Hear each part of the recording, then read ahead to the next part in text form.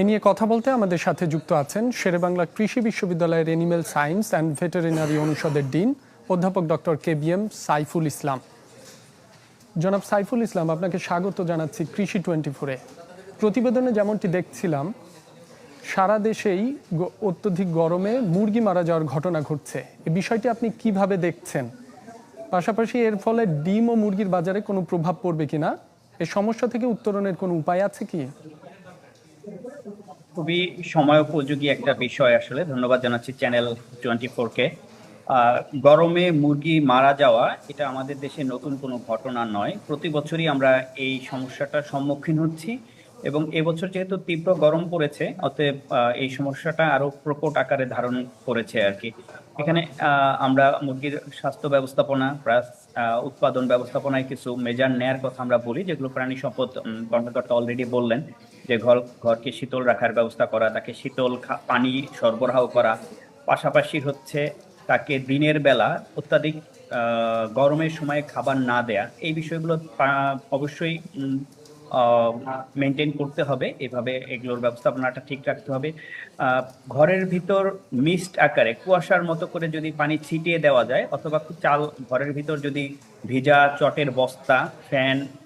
চটের বস্তা দিয়ে ফ্যান দিয়ে দেওয়া যায়, তাহলে অনেকটা ঘরটা ঠান্ডা থাকবে এবং বায়ু চলাচলটা, শীতল বায়ু প্রবাহ যেটা, সেটা নিশ্চিত করতে হবে।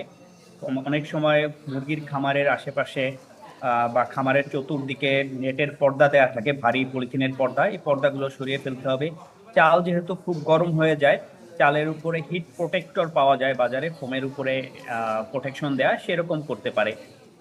এটা দিলেও হিটটা অনেকটা প্রতিহত হবে। আরেকটা বিষয় যেটা হচ্ছে যে আসলে এটাতে বাজারের প্রভাব পড়বে কিনা, খুবই স্বাভাবিকভাবে বাজারের প্রভাব পড়বে। যেহেতু উৎপাদন কম হচ্ছে, ডিম উৎপাদন, মাংস উৎপাদনের হার কমে যাচ্ছে, খুবই স্বাভাবিকভাবে বাজারে একটা প্রভাব পড়বে এবং মূল্য বৃদ্ধি এর একটা সমূহ সম্ভাবনা আছে। সেক্ষেত্রে দেখা যাবে যেটা যে ডিম এবং মাংসের মূল্য বৃদ্ধি যদি হয়ে যায়, দ্রব্যমূল্য বৃদ্ধি হলে সেটার আলটিমেট ইফেক্টটা কিন্তু ভোক্তার উপরে পড়ে। অতএব দেখা যাবে বাজারে একটা সময় চলে আসবে যখন ডিম এবং মাংসের, আমাদের দেশের সর্বোচ্চ প্রোটিন যোগানকারী যে দুটা প্রোডাক্ট বা দ্রব্য আছে আমাদের, এই দুটার একটা ক্রাইসিসের মধ্যে দিয়ে আমরা চলে যাব। আসলে এটা আসলে খুবই লক্ষণীয় একটা বিষয়।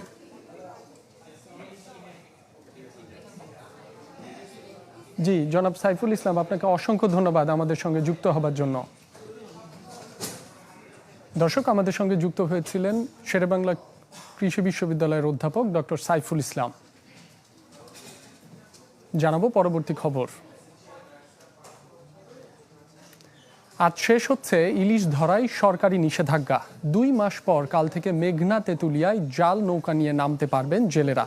এতে খুশির জোয়ার বইছে ভোলা ও চাঁদপুরের জেলে পল্লীগুলোতে। আশা, এবার আগের চেয়ে বেশি মাছ ধরা পড়বে জালে। কেউ ব্যস্ত জাল সেরাইয়ে, কেউ করছেন নৌকা মেরামতের কাজ। এই দৃশ্য চাঁদপুরের মেঘনা তেঁতুলিয়া নদী পাড়ের। জেলেরা জানান, সরকারি নিষেধাজ্ঞা থাকায় মার্চ এপ্রিল 2 মাস মাছ শিকার থেকে বিরত ছিলেন তারা। তবে সময়সীমা শেষ হওয়ায় 1 মে থেকেই পুনরায় ফিরতে পারবেন নদীতে, তাই বেড়েছে ব্যস্ততা। সরকার অভিযান দিয়েছে 2 মাস, আমরা মানছি। আমরা দেনাবেনা করে জালের কাজ করতে এসে নিষেধাজ্ঞা শেষ হওয়ায় জোরে সোরে প্রস্তুতি চলছে ভোলাতেও। জেলেরা বলছেন, মাছ ধরা বন্ধ থাকায় কর্মহীন হয়ে পড়েছিলেন তারা। ধার দেনা করে কোনো মতে জীবন চালিয়েছেন প্রায় 2 লাখ পরিবার। নদীতে মাছ পেলে সেই কষ্ট দূর হবে বলে আশা তাদের। কালকে দিন যাইতে রাইতে 12টাতে অভিযান যেতে এলে মনে করেন আমাদের মনে অনেক আশা আছে, আমরা নদীতে যাবো, মাছ ধরবো। নদীতে যাইতাম পাইন, ইয়ার খুব অভাব ছিলাম, কোনো কাম নাই, কাজ নাই, দ্রব্যমূল্যের দাম বাড়তি, কিছু কিনে খাইতাম পারি না। এই অভিযান শেষ, আমরা আল্লাহ দিবস কালকার তেনে আমরা সাবার লিয়ে নামু, আল্লাহ আল্লাহ যা মিলে। মৎস্য কর্মকর্তাদের দাবি, জাটকা সংরক্ষণে জারি করা নিষেধাজ্ঞার সফল বাস্তবায়ন হয়েছে, তাই বাড়বে ইলিশের উৎপাদন। 282টি মামলা হয়েছে, তার ভিতরে 5 লক্ষ টাকা জরিমানা এবং 419 জনকে জেল এবং 1 লক্ষ টাকা আমরা নিলাম করেছি বিভিন্ন মাছ সহ অন্যান্য মালামাল।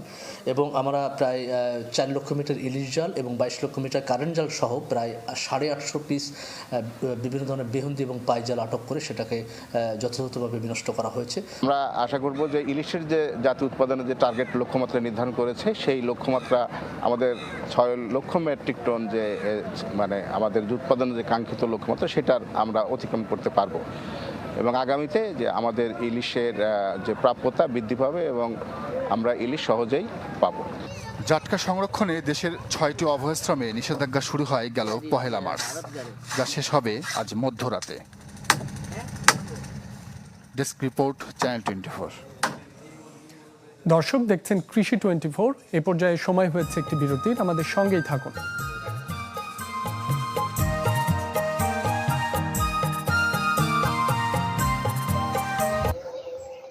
এনজিওর চাকরি ছেড়ে মাশরুমের চাষ শুরু করেন অতিউর রহমান মিলন। শুরুর গল্পটা ছিল চ্যালেঞ্জের, কিন্তু 4 বছরের ব্যবধানে পাল্টাতে শুরু করে ভাগ্যের চাকা। 2500 স্কয়ার ফিটের জায়গায় এখন 3টি শেড। বাজারজাত করছেন মাশরুমের আচার, স্যুপ পাউডার, টুথ পাউডার সহ নানান পণ্য। 4 লাখ টাকা বিনিয়োগে মাসে মুনাফা আসছে অন্তত 90,000 টাকা। প্রচুর জায়গা জমির দরকার হয় না, মাত্র আমার ঘরটা 1000 স্কয়ার ফিটের ভিতরেই দৈনিক 100 কেজি মাশরুমের সংগ্রহ করার উপযুক্ত এই ঘরটা। তো এটা একটা আমার বেশি জায়গা লাগতেছে না এবং এটার কাঁচামালও খুব সহজলভ্য। প্রযুক্তির সহযোগিতায় বছর জুড়ে চাষাবাদ হয় মাশরুমের। কাঠের গুঁড়া, গমের ভুসি, ধানের কুড়া ও খড় দিয়ে চাষাবাদও সহজ। মাত্র 5,000 টাকা বিনিয়োগে শুরু করা যায় চাষাবাদ। লাভও মেলে 60% পর্যন্ত। তাই আগ্রহ বাড়ছে তরুণদের। 12 জনে কাজ করতেছি, মোটামুটি দেয় ভালোই। সহজজাতভাবে সেল করা যায় তাহলে তার এই মাশরুম পল্লীটা আরো দ্রুত অনেক আগায় যেতে পারবে। পুষ্টিগুণের পাশাপাশি রয়েছে বাণিজ্যিক চাহিদা, রপ্তানি হতে পারে দেশের বাইরেও। নানামুখী চ্যালেঞ্জে কাজে লাগানো যাচ্ছে না সম্ভাবনার পুরোটা। টোটাল প্যাকেজ অফ টেকনোলজি, যে এটা কিভাবে চাষাবাদ করব, কত ইজিলি কাজটা করা যায়, সেরকম একটা কৃষক বান্ধব প্রযুক্তি আমাদের উদ্ভাবন করা। যদি কেউ আরো নতুন করে কেউ মাশরুম চাষ করতে চায়, আমাদের চেম্বার অফ কমার্স পক্ষ থেকে সব ধরনের সহযোগিতা আমরা করতে প্রস্তুত আছি। যদিও চাষিদের প্রশিক্ষণ সহ সরকারি নানা উদ্যোগের কথা তুলে ধরেন এই কর্মকর্তা। আমাদের বেশ কিছু কার্যক্রম আমরা পটুয়াখালীতে গ্রহণ করেছি। ওই প্রকল্পের আওতায় আমরা 30 জন কৃষক কৃষানীকে কিন্তু আমরা প্রশিক্ষিত করেছি। জেলায় আগের চেয়ে বাড়ছে মাশরুম চাষ, যেখান থেকে পাওয়া যাচ্ছে প্রতি মাসে অন্তত 15 ton mushroom. Desk report, channel 24। এনজিওর চাকরি ছেড়ে মাশরুমের চাষ শুরু করেন অতিউর রহমান মিলন। শুরুর গল্পটা ছিল চ্যালেঞ্জের, কিন্তু 4 বছরের ব্যবধানে পাল্টাতে শুরু করে ভাগ্যের চাকা। 2500 স্কয়ার ফিটের জায়গায় এখন 3টি শেড। বাজারজাত করছেন মাশরুমের আচার, স্যুপ পাউডার, টুথ পাউডার সহ নানান পণ্য। 4 লাখ টাকা বিনিয়োগে মাসে মুনাফা আসছে অন্তত 90,000 টাকা। প্রচুর জায়গা জমির দরকার হয় না, মাত্র আমার ঘরটা 1000 স্কয়ার ফিটের ভিতরেই দৈনিক 100 কেজি মাশরুমের সংগ্রহ করার উপযুক্ত এই ঘরটা। তো এটা একটা আমার বেশি জায়গা লাগতেছে না এবং এটার কাঁচামালও খুব সহজলভ্য। প্রযুক্তির সহযোগিতায় বছর জুড়ে চাষাবাদ হয় মাশরুমের। কাঠের গুঁড়া, গমের ভুসি, ধানের কুড়া ও খড় দিয়ে চাষাবাদও সহজ। মাত্র 5,000 টাকা বিনিয়োগে শুরু করা যায় চাষাবাদ। লাভও মেলে 60% পর্যন্ত। তাই আগ্রহ বাড়ছে তরুণদের। 12 জনে কাজ করতেছি, মোটামুটি দেয় ভালোই। সহজজাতভাবে সেল করা যায় তাহলে তার এই মাশরুম পল্লীটা আরো দ্রুত অনেক আগায় যেতে পারবে। পুষ্টিগুণের পাশাপাশি রয়েছে বাণিজ্যিক চাহিদা, রপ্তানি হতে পারে দেশের বাইরেও। নানামুখী চ্যালেঞ্জে কাজে লাগানো যাচ্ছে না সম্ভাবনার পুরোটা। টোটাল প্যাকেজ অফ টেকনোলজি, যে এটা কিভাবে চাষাবাদ করব, কত ইজিলি কাজটা করা যায়, সেরকম একটা কৃষক বান্ধব প্রযুক্তি আমাদের উদ্ভাবন করা। যদি কেউ আরো নতুন করে কেউ মাশরুম চাষ করতে চায়, আমাদের চেম্বার অফ কমার্স পক্ষ থেকে সব ধরনের সহযোগিতা আমরা করতে প্রস্তুত আছি। যদিও চাষিদের প্রশিক্ষণ সহ সরকারি নানা উদ্যোগের কথা তুলে ধরেন এই কর্মকর্তা। আমাদের বেশ কিছু কার্যক্রম আমরা পটুয়াখালীতে গ্রহণ করেছি। ওই প্রকল্পের আওতায় আমরা 30 জন কৃষক কৃষানীকে কিন্তু আমরা প্রশিক্ষিত করেছি। জেলায় আগের চেয়ে বাড়ছে মাশরুম চাষ, যেখান থেকে পাওয়া যাচ্ছে প্রতি মাসে অন্তত 15 টন মাশরুম।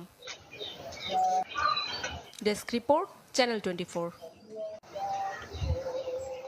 এনজিওর চাকরি ছেড়ে মাশরুমের চাষ শুরু করেন অতিউর রহমান মিলন। শুরুর গল্পটা ছিল চ্যালেঞ্জের, কিন্তু 4 বছরের ব্যবধানে পাল্টাতে শুরু করে ভাগ্যের চাকা। 2500 স্কয়ার ফিটের জায়গায় এখন 3টি শেড।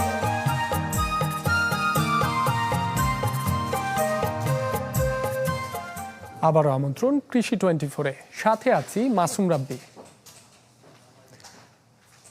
খানম নন, আলোচিত সাকিনা বিনা ধান 25 উদ্ভাবন করেছেন ডক্টর মোহাম্মদ আবুল কালাম আজাদ ও তার সহকর্মীরা। দীর্ঘ তদন্ত শেষে এ সংক্রান্ত প্রতিবেদন প্রকাশ করেছে কৃষি মন্ত্রণালয়, যেখানে বিনা ধান 25-এর উদ্ভাবক হিসেবে বাংলাদেশ পরমাণু কৃষি গবেষণা ইনস্টিটিউটের বিজ্ঞানী সাকিনা খানমের দাবিকে অগ্রহণযোগ্য বলে উল্লেখ করা হয়েছে। বলা হয়েছে, এই ধানের জাতটি উদ্ভাবনে মৌলিক এবং মাঠ পর্যায়ের গবেষণায় মুখ্য ভূমিকা পালন করেছেন ডক্টর মোহাম্মদ আবুল কালাম আজাদ ও তার সহকর্মীরা।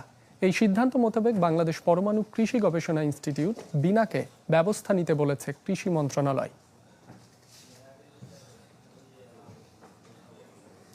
ধান কাটাই মারাইয়ের ধুম পড়েছে মৌলভীবাজারে। জেলার হাকালুকি, কাওয়াদিঘি, হাইল সহ ছোট বড় সব হাওরেই এখন ব্যস্ত সময় পার করছেন চাষিরা।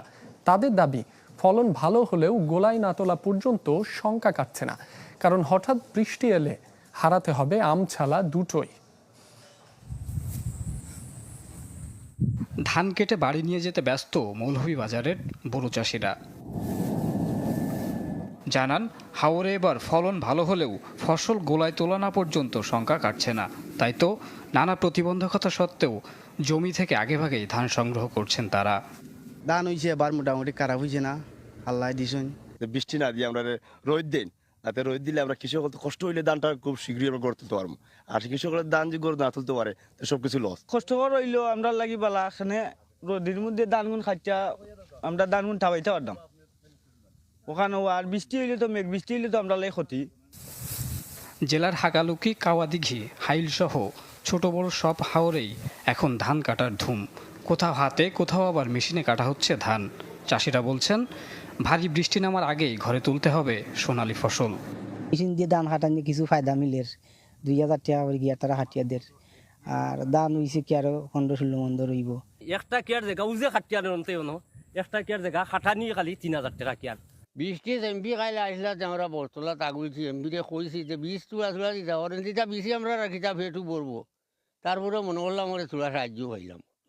জেলার কয়েকটি জায়গায় হঠাৎ কালবৈশাখী ঝড় ও শিলাবৃষ্টির কারণে ধানের ব্যাপক ক্ষয়ক্ষতি হওয়ায় দ্রুত ধান কাটার পরামর্শ দিলেন কৃষি কর্মকর্তারাও।